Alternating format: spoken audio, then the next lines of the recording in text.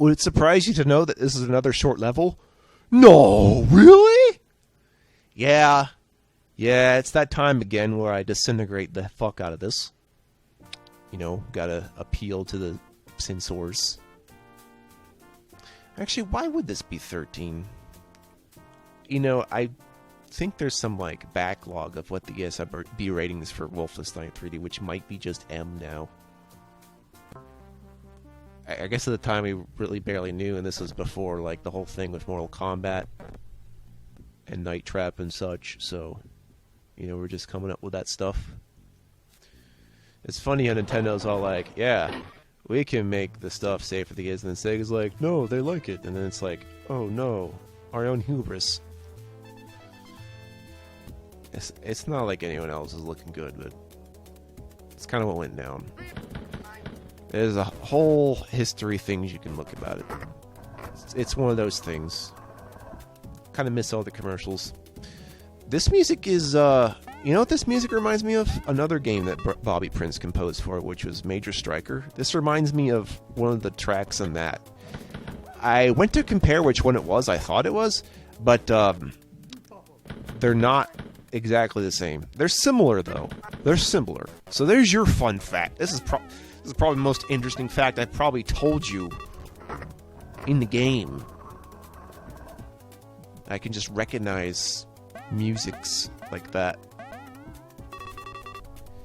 You know, just invite me to the bar for your video game music trivia. See how that works out, right? Actually, I think going to one of those trivia parties would be fun. If it's just the trivia and I'm not drinking booze. So, yeah. You know? But then you have to wait for the bartender to be like, okay, I'm drawing the chalk. Alright, you guys win. It's like, oh boy. Then while we wait, you play the jukebox. Although I have to admit, we probably won't have those old fancy ones, just have a digital screen. You don't need to flip the thing over mechanically now, do you? Oh, speaking of jukeboxes, a lot of games have a sound tester jukebox. This isn't one of them.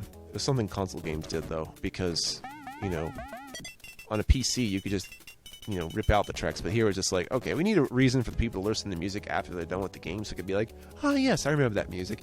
And the composers wanted to feel good about themselves. And honestly, I don't know if I've ever met a particularly bad video game composer. I don't mean like one that makes bad music. I mean one that is a bad person. Those are not something I hear controversies about. Maybe developers, publishers, certainly the companies, but who shits on the music and the artists? I don't think so. Well, the worst thing you could say about music and artists is genericism, but it's like, that hardly matters from the milquetoast milkman. That's right, it's the Milky Man. From the Milky Way. Oh, the milkman is gonna give it to you hoes, gonna give it to you 2%, is gonna give it to you skimmed. I'm not sure what the point of having 1% and 2% is, considering the difference is hardly there. Maybe it's just for someone tech. You know what? It's probably a cooking thing. Cooking and baking is very particular what kinds of milk you use. Take it from me! Also, it has to do with the emulsifying of the colloids between two liquids. You know, the things that make the curds in the way. Milk facts! That's what we're here about.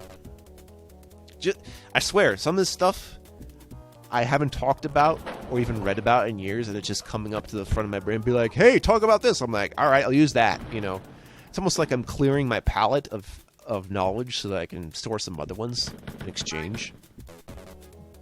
That's how one gets absent-minded. They're just focused on processing something else and just be like, yeah, let me just throw up my remember to put on socks, or, you know, remember your keys or something, and be like, that knowledge isn't important. And it's like, oh, maybe I need this knowledge, you know, always with the little things. Hell, even when I'm playing a video game, you'll notice I'm forgetting some things, or it's just like, oh wow, we're so simple, and then you look a few minutes later, it's like, oh wait, no, you noticed, you just forgot. It's like, yeah, that's normal. Expecting 100% perfection in every and all possible place? I don't think so.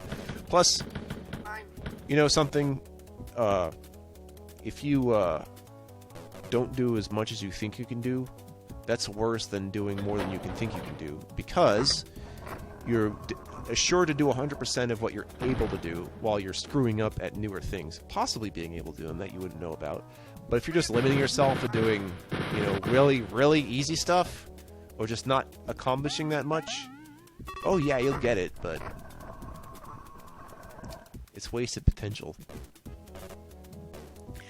Alright. We're gonna crucify the meat. I exercise this meat. The power of Christ compels you to be healthy and a superfood. Yeah.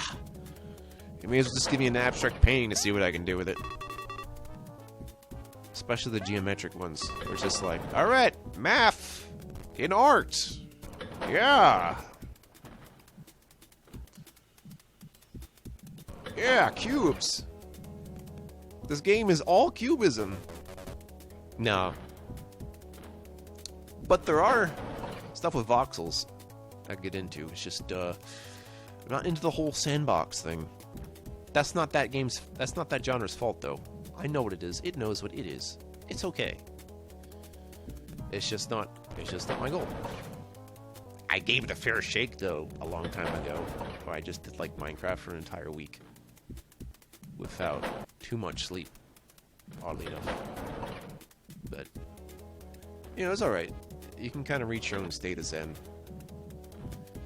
I mean, I don't know how you guys played it, but I was like, I would just be walking around mining the natural cave. That's what I was be doing. Going for those contours. Oh man, I just remember this other DOS game called Bass Tour, which is extremely realistic fishing. Like, not to the graphics, but down to the things you can do that are extremely parallel to what you would actually do if you're a serious fucking fisherman. In fishing contests and stuff. It's quite something. I don't even know how you could have programmed all that stuff, but I think they did, rudimentarily so, and then just shoved the whole kitchen sink in there. Which was probably one of their tackle boxes. So, we're going to tackle some more boxes later.